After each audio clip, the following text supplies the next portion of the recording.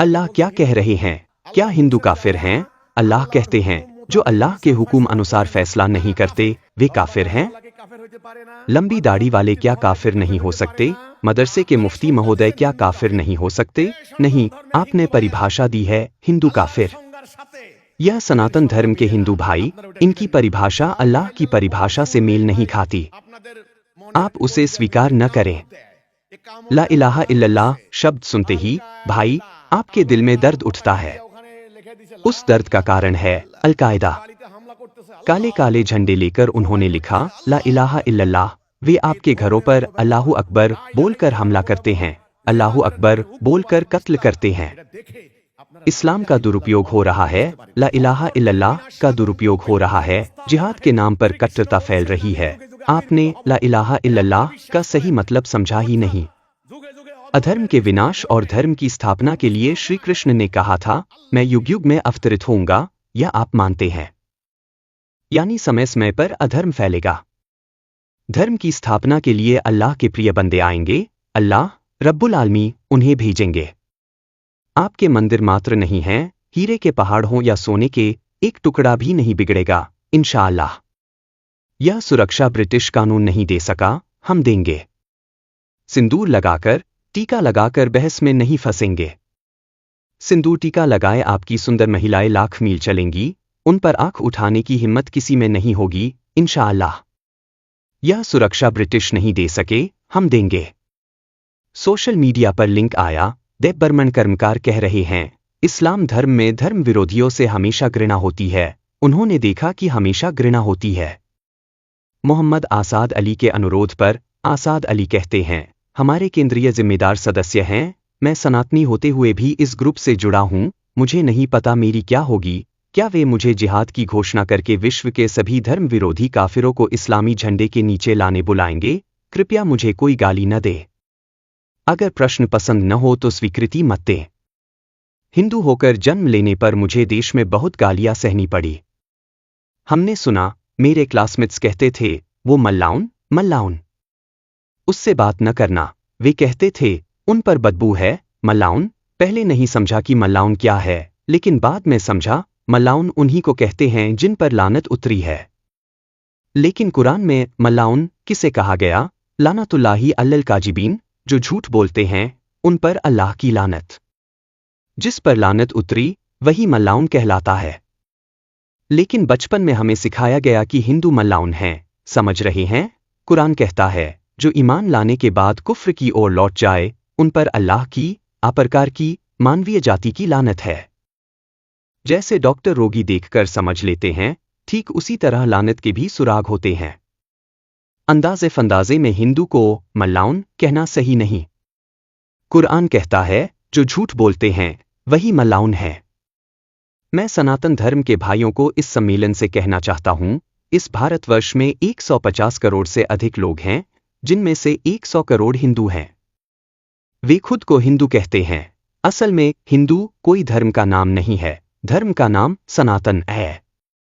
वे खुद को सनातनी कहते हैं।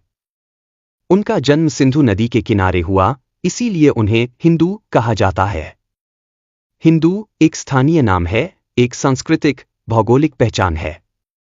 खैर, आजकल भारत में धर्म को राजनीति के हथियार के रूप में इस्तेमाल किया जा रहा है।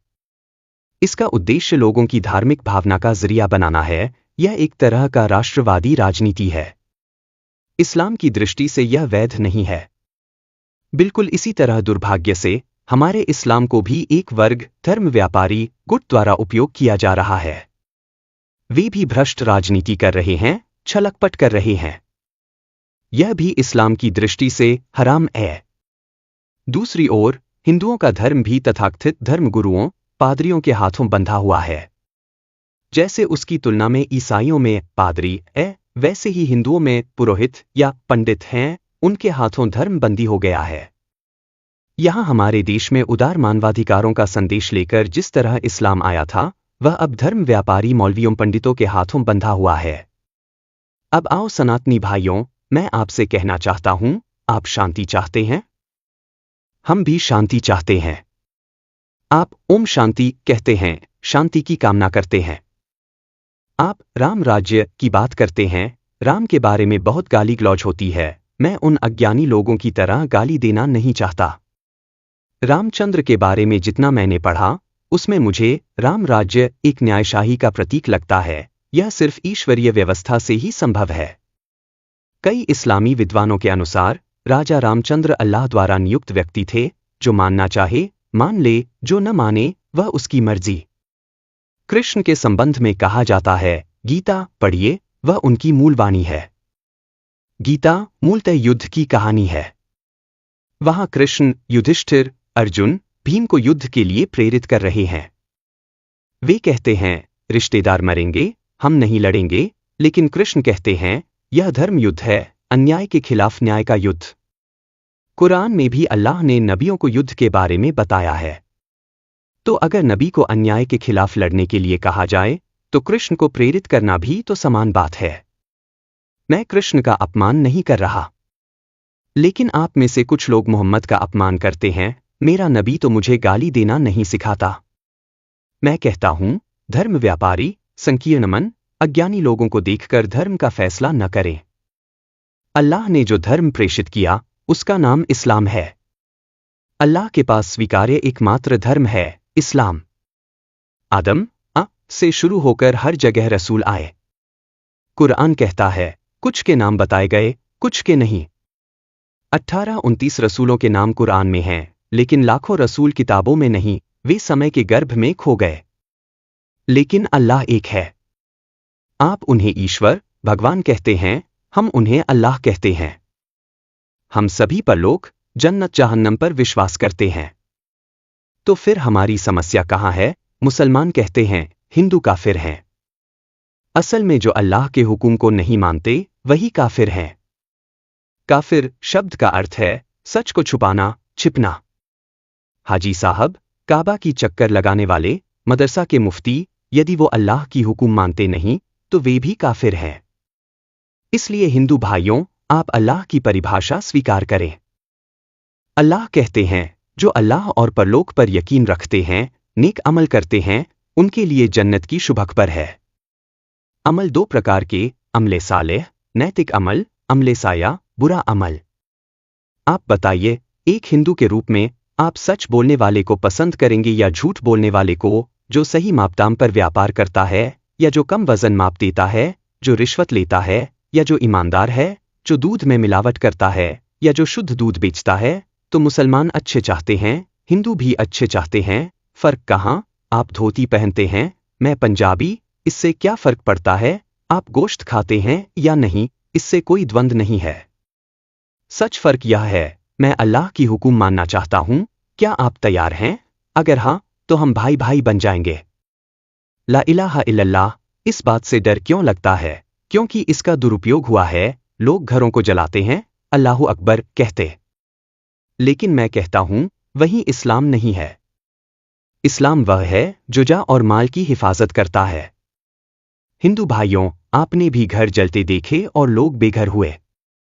युग युग में श्री कृष्ण ने कहा है, धर्म की रक्षा के लिए मैं आऊंगा। इस्लाम में उन्हें मुअमिन कहा जाता है, जो अल्लाह की ओर से भेजे गए हैं। आइए इस अधर्म को नष्ट करें। आइए हम इस्लाम की स्थापना करें, जिसमें समानता, मानवता, शांति हो। किसी का अधिकार नहीं मिटेगा। इस्लाम सभी के लिए है, हिंदुओं के लिए भी। संयुक्त राष्ट्र शांति चाहता है, इस्लाम शांति चाहता है, बांग्लादेश सरकार, सेना, सभी शांति चाहते हैं। और शांति की गारंटी है अल्लाह की हुक्म। आपने ब्रिटिश कानून बनाया, हम कहते हैं अल्लाह की हुक्म माने। आप श्री कृष्ण हैं, मैं मोहम्मद। नाम, पोशाक में फर्क है, लेकिन दिल और अमल को अल्लाह देखता है। वह नहीं देखता कि कौन धोती पहने, कौन पंजाबी। वह देखता है अमल। हिंदू भाइयों, जो सवाल कर रहे हैं, क्या हम सेकंड क्लास नागरिक होंगे? नहीं। अल्लाह की दृष्टि में बहुसंख्यक या अल्पसंख्यक का कोई मापदंड नहीं है। अल्लाह कहते हैं, जो मुत्ताथी है, वही श्रेष्ठ है। गोरे पर काले का, अरब पर अजमी का कोई गौरव नहीं। एक मुत्ताथी हिंदू भी हो सकता है, बिल्कुल। बस एक शर्त है, कश्मीर पर अल्लाह की हुक्म को मानो। एकता के लिए एक खंबा चाहिए, और वह खंबा है ला इलाहा इल्लल्लाह।